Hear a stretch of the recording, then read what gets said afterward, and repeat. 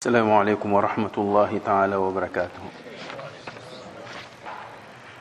الحمد لله رب العالمين، والصلاة والسلام على رسول الله الأمين وعلى آله وأصحابه ومن دعا بدعوته وسن بسنته إلى يوم الدين.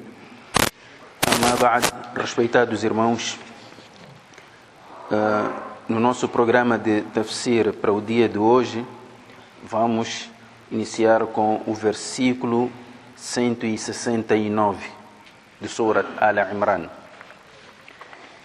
E neste versículo, Allah subhanahu wa ta'ala diz: Bismillahirrahmanirrahim, وَلَا تَحْسَبَنَّ الَّذِينَ قُتِلُوا فِي سَبِيلِ اللَّهِ أَمْوَاتًا بَلْ أَحْيَاءٌ عِنْدَ رَبِّهِمْ يُرْزَقُونَ. E este versículo tem uma causa de revelação, e o versículo também surge depois dos versículos anteriores terem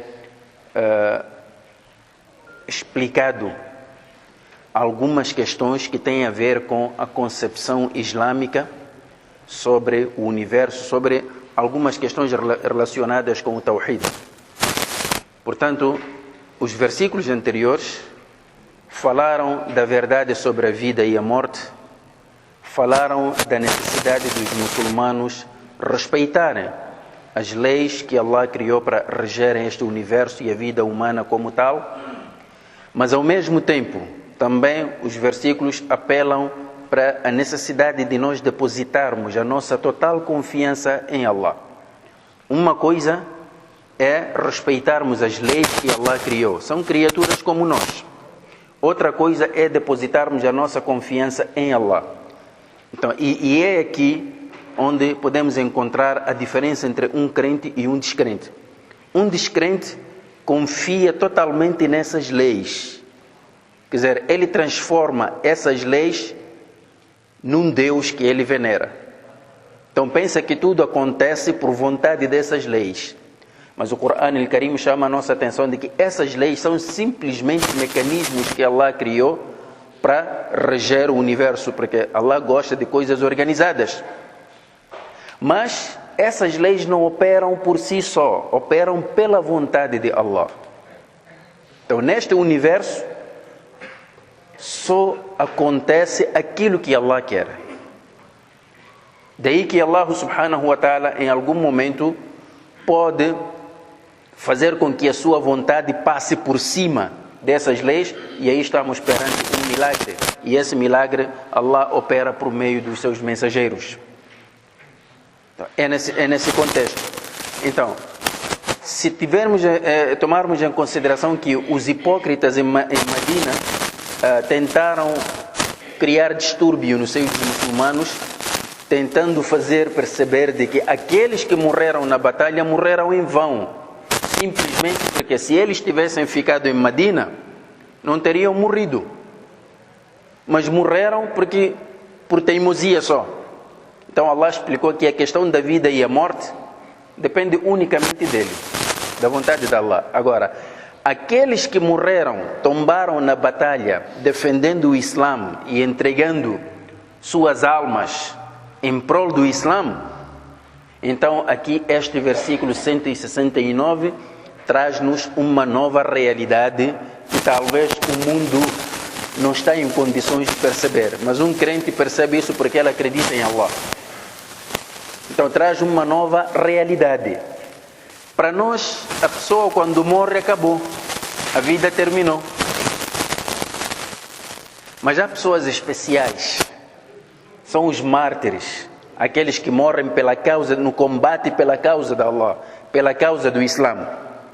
Esses são considerados mártires, e este é o topo mais alto desta categoria. Naturalmente, há outras categorias de mártires inferiores a esta, mas o topo mais alto, ou a categoria mais elevada na questão de mártir, são aqueles que morrem somente pela causa de Allah e não por outra causa qualquer.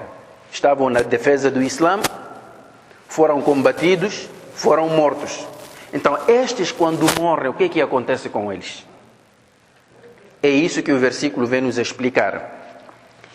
Então, Allah subhanahu wa ta'ala, neste versículo diz: وَلَا تَحْسَبَنَّ الَّذِينَ قُتِلُوا فِي سَبِيلِ اللَّهِ. Não devem julgar que aqueles que foram mortos no caminho de Allah, pela causa do Islã, morreram pela causa de Allah, defendendo o Islã. Esses que morreram no combate, وَلَا تَحْسَبَنَّ الَّذِينَ قُتِلُوا فِي سَبِيلِ اللَّهِ أَمْوَاتًا. Não devem pensar que eles estão mortos. Isso é uma nova realidade. Para nós, a pessoa, quando a alma sai do corpo, já morreu. O corpo fica assim. Mas aqui Allah está a nos dizer que estes não morreram. Não podem julgar que eles estão vivos. Agora, depois os versículos a seguir vão nos explicar que estas pessoas estão vivas. E a prova disso é que eles também têm características de vivos. Ora, vejamos. Diz: bal ahya'un. Eles estão vivos. É verdade que nós não conhecemos o tipo de vida que eles estão a viver. Mas a verdade é que estão a viver. Neste mundo, não. Inda rabbihim. Perante o seu Senhor. Então já não estão aqui. Eles estão perante o seu Senhor. Mas estão vivos. Inda rabbihim yurzaqun. São sustentados. Agora, um morto é sustentado?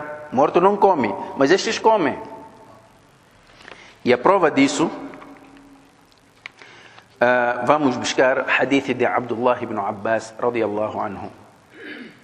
Abdullah ibn Abbas radiyallahu anhuma diz: قال رسول الله صلى الله عليه وسلم. O mensageiro de Allah sallallahu alaihi wasallam diz: لما أصيب إخوانكم بأحد. Quando os vossos companheiros foram mortos na batalha de Uhud, جعل الله أرواحهم في أجواف طير خضر. Allah colocou suas almas dentro de pássaros verdes. Pássaros verdes. O que é que estes pássaros fazem? Taridu anhar al-jannah. Estes pássaros bebem da água do Jannat. Um morto não bebe, mas estes bebem. وَتَأْكُلُ مِنْ ثِمَارِهَا. E come dos frutos do Jannat. Um morto não come, mas estes comem. وَتَأْوِي إِلَى قَنَادِيلَ مِنْ ذَهَبٍ. Depois, onde é que vão repousar? Comeram, beberam, tudo do Jannat. Onde é que vão repousar, se querem repousar? تأوي إلى قناديل من ذهب. Portanto, eles vão repousar em qanadil, plural de qindil. Qindil, normalmente, o árabe, quando diz qindil, pode se referir a candelabro, pode se referir a chaminé, mas estes não são chaminés quaisquer, são chaminés especiais. São de ouro, min dhahab, de ouro. E onde é que estão localizados? Fi dhillil arshi, na sombra do trono da Allah. E é lá onde eles estão. Então, estes mártires que morreram na batalha contra o shirk, a defender o Islã, quando morrem, eles estão debaixo do trono de Allah. فَلَمَّا وَجَدُوا طِيبَ مَشْرَبِهِمْ. Quando eles sentiram a frescura da sua bebida, وَمَأْكَلِهِمْ, e a bondade dos seus alimentos, comeram do melhor, beberam do melhor, وَحُسْنَ مُتَقَلَّبِهِمْ, e também repousaram em lugares especiais, como é o caso debaixo do trono de Allah. قَالُوا. Então eles, entre eles, afinal encontram-se, conversam. O que é que eles dizem? E o Nabi alayhi salatu wassalam é quem está a nos revelar isto. Eles disseram assim: يا ليت إخواننا يعلمون ما صنع الله بنا ما صنع الله لنا. Quem dera se os nossos irmãos pudessem saber o que Allah fez por nós. Então, mais uma vez, aqui uma outra característica. Nós vimos que estas pessoas não morreram. Primeiro, têm um sustento. Comem, bebem, repousam. Outra característica dos vivos é que eles têm uma relação sentimental com os que estão vivos aqui no mundo. Quer dizer, estão lá sentados, a repousar, a conversar e falam dos que ficaram aqui. O que é que eles dizem? Ya laita ikhwanana, quem dera se os nossos irmãos, ya'lamuna ma sana'a Allahu lana, se os nossos irmãos pudessem saber o que é que Allah fez para nós. E por que é que eles precisam que os irmãos saibam? Diz, li'alla yazhadu fil jihad, para que eles não possam perder o ânimo de continuarem com o jihad. Wala yankulu anil harb, para que também não possam abandonar o combate pela causa de Allah. Enquanto eles conversavam, então, faqala Allahu azza wa jalla, Allah disse-lhes, ana ublighuhum ankum, eu vou lhes transmitir a vossa mensagem. Allah vai transmitir a mensagem. فأنزل الله عز وجل هذه الآيات. Então Allah subhanahu wa ta'ala mandou Jibril, revelou e mandou Jibril trazer este versículo 169 do Surat Al-Imran. Esta foi a causa da revelação. وَلَا تَحْسَبَنَّ الَّذِينَ قُتِلُوا فِي سَبِيلِ اللَّهِ أَمْوَاتًا. Não devem julgar pensando que aqueles que morreram, foram mortos pela causa de Allah, no caminho de Allah, estão mortos. Bal ahya'un, mas eles estão vivos. Inda rabbihim, diante do seu Senhor. Yurzaqun, eles são sustentados. A mensagem não termina aí. A mensagem não termina aí. Na segunda-feira nós falamos aqui de um homem chamado Abdullah ibn Amru ibn Haram. E nós dissemos que íamos falar deste homem porque há aqui uma coisa muito especial deste homem. Na verdade, faltou uma coisa no seu nome. Abdullah ibn Amru ibn Jamuh ibn Haram. Este é o nome dele completo. Ele tinha um filho chamado Jabir ibn Abdullah. Era um dos companheiros de Nabi alayhi salatu wasalam. Este Abdullah ibn Haram, ou Abdullah ibn Amru ibn Jamuh, na batalha de Uhud, teve um problema com os filhos. Porque ele não tinha só Jabir. Teve um problema com os filhos, por quê? Porque ele já tinha uma idade avançada, alguns dizem que já tinha cerca de 80 anos. Esse é o primeiro ponto. Segundo ponto, ele tinha um defeito no pé. Cocheava. Logo, isto isentava-lhe de sair para o jihad. Mas ele queria sair. O Nabi alayhi salatu wassalam disse-lhe, Ya Abdallah, tu não precisas sair. Primeiro tens esse problema da perna, estás a cochear.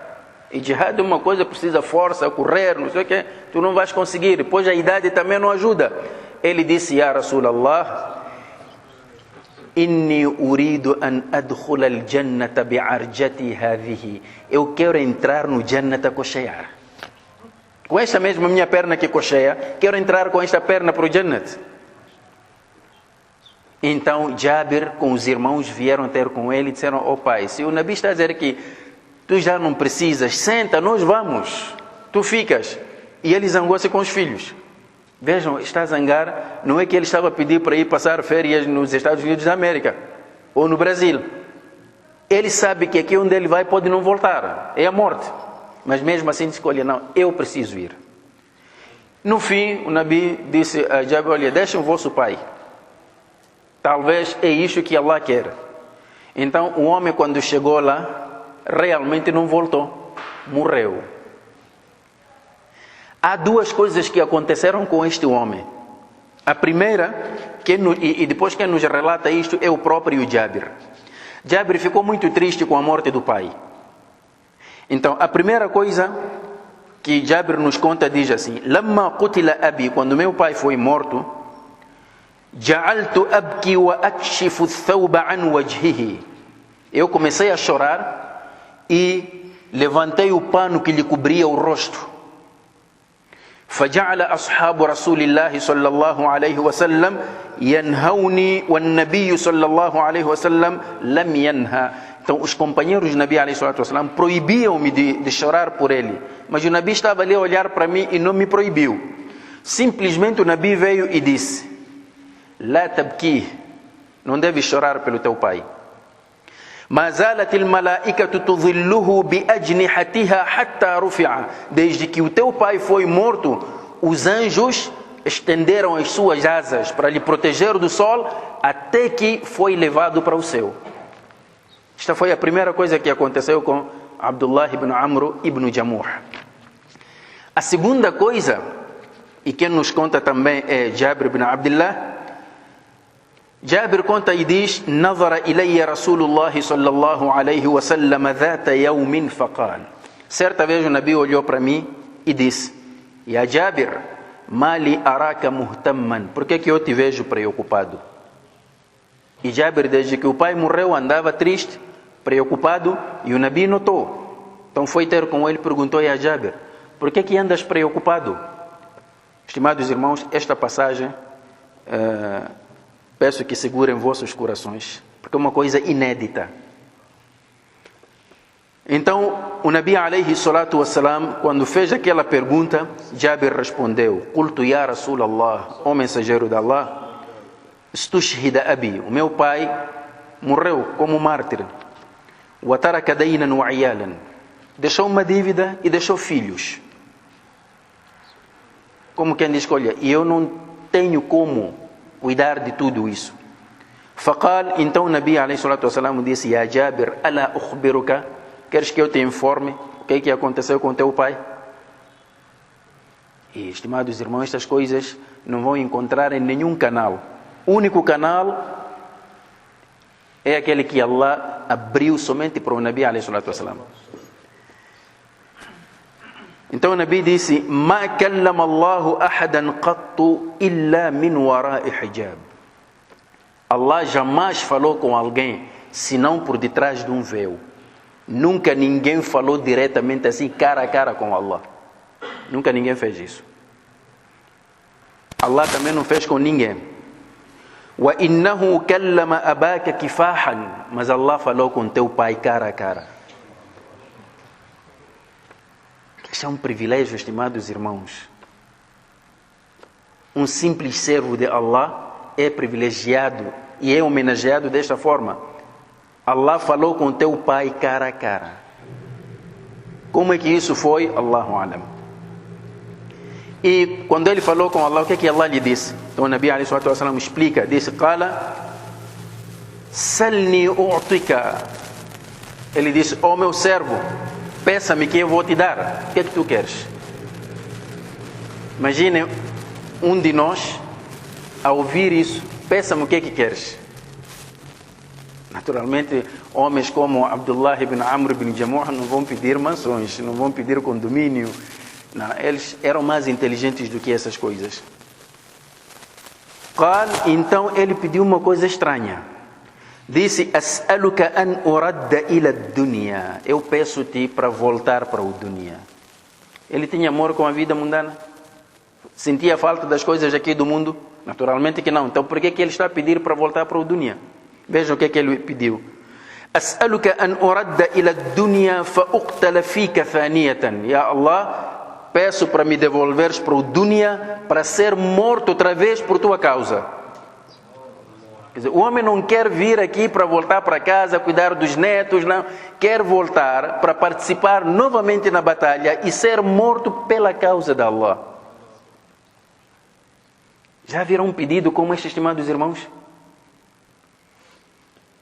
فقال الرب عز وجل. Então Allah subhanahu wa ta'ala disse: إنه قد سبق مني القول يا عبد الله, eu já tomei a minha decisão e não volto atrás. Já tomei a minha decisão. أنهم إليها لا يرجعون, que todo aquele que sai do dunya não volta mais para lá. Agora Jabir tem este desejo.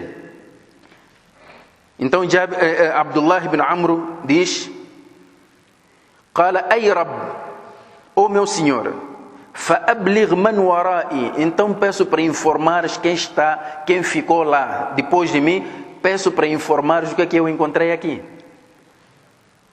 Então Allah subhanahu wa ta'ala imediatamente mandou Jibril alayhi salam com este versículo. Portanto, este versículo representa o desejo daqueles que morreram na batalha de Uhud, queriam que todos nós, até no dia do juízo final, soubéssemos o que é que eles encontraram. E aqui estamos já a ler a mensagem destes mártires de Uhud, estimados irmãos. Vamos ouvir o que é que eles têm para nos dizer. Allah diz: "Farihina bima atahumullah." Eles estão satisfeitos por aquilo que Allah lhes concedeu. Min fadlihi, da sua graça. Wa yastabshirun, e eles mandam boas novas. Billadhina lam yalhaqu bihim, para aqueles que não estão na sua companhia, ficaram para trás. Min khalfihim. Qual é a mensagem? Alla khawfun alayhim wa lahum yahzanun. Eles dizem: não se sintam tristes, nem temam também. Não fiquem tristes, por isso que vão deixar aí, e não se sintam com medo, por isso que virão encarar cá. É esta mensagem. Yastabshiruna bi ni'matin min Allah. Eles mandam boas novas das graças de Allah. Wa fadlin, wa anna Allah la yudi'u ajra al-mu'minin. E que Allah subhanahu wa ta'ala não desperdiça qualquer boa ação, por mais pequena que seja. Ele conserva e recompensa. Por isso mesmo, estimados irmãos, qualquer ato que um de nós praticar em prol do Islã, na defesa do Islã, por mais insignificante que possa ser para as pessoas, perante Allah não é insignificante. Há sempre uma recompensa. Daí, os sahabas, quando ouviram estes versículos, nunca mais temeram a morte na defesa do Islã. Nunca mais. Nunca mais pensaram que ao gastar em prol do Islã estavam a gastar. Eles sempre achavam que é muito pouco aquilo que eles davam em prol do Islã. Então, estes versículos vieram fazer uma revolução. Mudaram a mentalidade das pessoas. Mudaram a mentalidade dos muçulmanos. E eles passaram a ver que, afinal de contas, a morte não é mais do que uma simples passagem desta vida para uma outra vida. E que há uma relação muito forte entre aquela e esta vida. Se aqui estamos no mundo do plantio, lá estaremos no mundo da colheita. Então, estimados irmãos, nós vamos parar aqui, mas esta é a mensagem que o grupo de Abdullah ibn Amr, ibn Jamuh, ibn Haram enviaram, e Allah próprio não pediu nem o Nabi, nem ninguém. Ele próprio mandou essa mensagem, a dizer que os vossos irmãos mandam-vos essa mensagem. Jazakumullahu khairan. Wassalamu alaikum wa rahmatullahi ta'ala wa barakatuh.